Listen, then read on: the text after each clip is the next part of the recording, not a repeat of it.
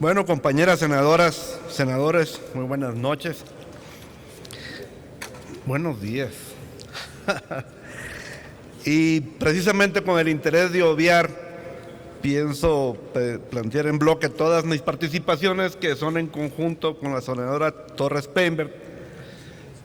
Y primero, tocar el tema de los artículos 9, 15, 44, 51, 217 y 219, todos tienen que ver con la autonomía del IFT.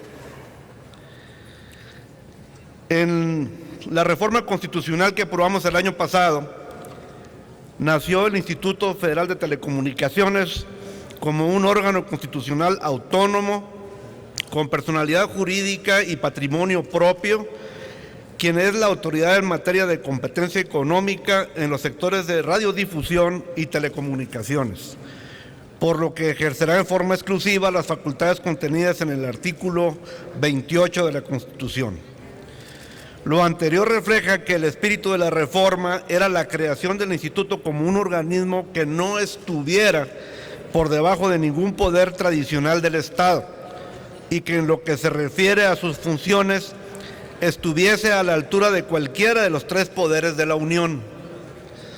Ya la Suprema Corte de Justicia de la Nación desde el año 2007 se pronunció sobre estos órganos, distinguiendo que surgen bajo una idea de equilibrio constitucional, que para ejercer la función propia del Estado requieren autonomía de los poderes tradicionales. Igualmente, el máximo tribunal ha coincidido que las características de estos órganos, que son inmediatez, paridad de rango, autonomía, inmunidad de sus titulares, que solo pueden ser removidos por causas de responsabilidad, esencialidad y dirección política. El dictamen a discusión pretende permitir la intervención y sectorización del Ejecutivo Federal a través de diferentes secretarías de Estado, hecho que viola lo dispuesto por la Constitución, por lo que no debe permitirse el involucramiento de la Administración Pública Federal en la toma de decisiones y en la ejecución de las atribuciones de un órgano constitucional autónomo. Si el instituto es la autoridad por mandato constitucional, ¿por qué tiene que meter las manos el Ejecutivo Federal a través de las Secretarías de Comunicaciones y Transportes, Gobernación, Educación y Salud? Es evidente que el gobierno federal quiere tener el control político sobre el Instituto Autónomo. Prueba de ello es que en el artículo 44 del dictamen permite que el Ejecutivo Federal solicite que un asunto de su interés se resuelva de manera prioritaria por el Instituto. En ningún otro organismo autónomo vemos algo similar. Por ello se propone que se elimine dicho artículo. Esto atenta y vulnera la autonomía del instituto propuesta por el Ejecutivo Federal, aprobada por el Congreso de la Unión y la mayoría de los legisladores de los estados. Es incongruente, primero lo dotamos de autonomía constitucional y ahora lo quieren limitar por miedo de perder el control de la materia. El instituto se creó por falta de confianza en el gobierno federal para llevar a cabo de rectoría en estos sectores. Ahora es tiempo que darle la oportunidad a un órgano ajeno al presidente, conformado por ciudadanos ratificados por el Senado de la República. Es importante que se respete las facultades plenas de dicho órgano para lograr una regulación efectiva y una competencia sin intereses gubernamentales. Por lo anterior, propongo se modifiquen los artículos 9, 15, 44, 51, 217 y 219 para lo siguiente: que el instituto elabore su propio programa anual de trabajo sin opinión de la SCT, respetando así su autonomía de ejercicio. Que se especifique que el Programa Nacional de Espectro Radioelectro sea elaborado por el instituto. Que se determine que sea el instituto quien emita las disposiciones reglamentarias en materia de publicidad pautada en la programación destinada al público infantil. Que no sea obligatorio, sino potestativo para el instituto solicitar el apoyo de la COFEMER para los análisis de impacto regulatorio, que se elimine como facultades de gobernación el que pueda requerir a los concesionarios de televisión y audio restringidos la reserva gratuita de canales para la distribución de señales de televisión, así como verificar el cumplimiento de los criterios de clasificación de contenidos e imponer sanciones por el incumplimiento a los lineamientos que regulen la programación y publicidad destinada al público infantil, por ser facultad exclusiva del Instituto.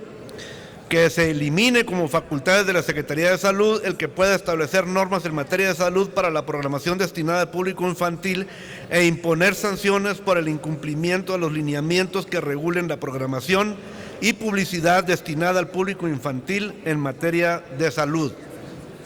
Esto es en cuanto a la autonomía del IFETEL. Ahora, mi reserva en cuanto al artículo 262, que es el que busca definir a los agentes monopólicos, servicios o sector. Esa es la confusión que se encuentra en la Constitución y provoca que esta ley sea litigiosa, cuando nuestro trabajo es precisarla. En el tal mencionado artículo 8º transitorio del decreto que reformó la Constitución en la materia, por una parte establece que el Instituto Federal de Telecomunicaciones deberá determinar la existencia de un agente económico preponderante por sector. En otro lugar, se establece que se considerará como agente monopólico en razón de su participación nacional en la prestación de los servicios. Y por último, se expresa que una vez que existan condiciones de competencia efectiva en el mercado, se extinguirán las obligaciones a dichos agentes. Entonces, juntando los tres términos, ¿cómo lo debemos entender? El debate centrado en la preponderancia por sector o por servicios se pretende encubrir bajo el argumento de transferir el texto constitucional íntegramente en el artículo 262 del dictamen, ese mismo artículo constitucional que ha dado pie a la confusión. Esto solo beneficia a los abogados que representarán a las empresas monopólicas en los eminentes juicios de amparo. Pero además, de manera arbitraria y sin razón, agregan un último párrafo que no está dentro de ninguna parte de la Constitución, en donde refutan que el Instituto está facultado para declarar en cualquier momento agentes económicos preponderantes en los sectores de telecomunicaciones y radiodifusión. ¡Qué oportunos! Reiteran lo que les conviene, por sector. Por eso sigo insistiendo que esto es un engaño lamentable.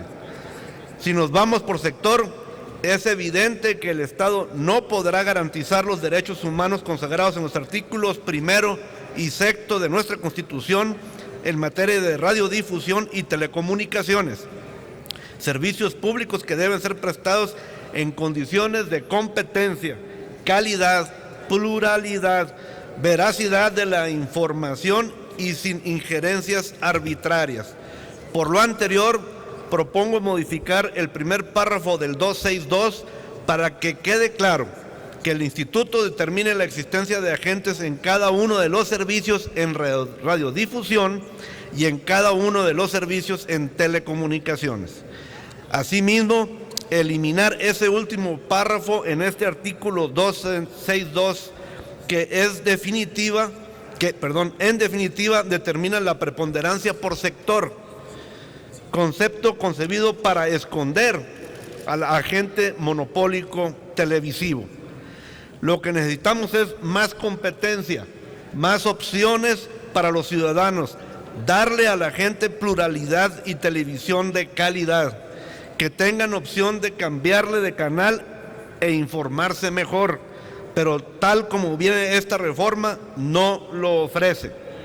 Así le seguimos dando permanencia al monopolio de la televisión y al monopolio del poder. Que quede claro, estoy a favor de los ciudadanos y no de los monopolios. Senadores, no nos dejemos engañar. Esta reforma no da claridad, da opacidad.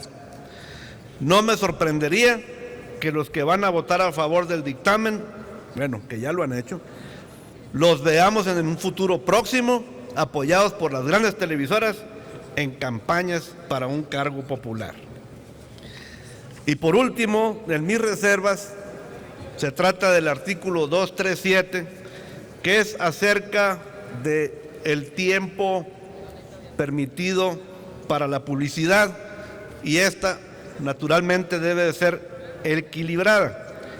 El presente dictamen pues establece ese tiempo como un porcentaje de la programación del día. Esto es, se agrupan un monto de minutos por el tiempo que esté abierto el medio de comunicación. Pero esto permite que las proporciones de esta publicidad se acumulen en los horarios de mayor audiencia.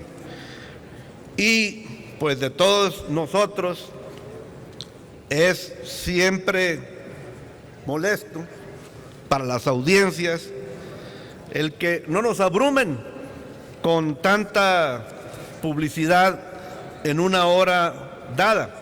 La propuesta es que la publicidad en televisión abierta no exceda de 15 minutos por hora.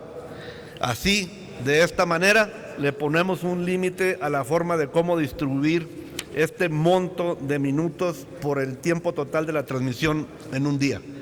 ¿Es cuánto, señor presidente?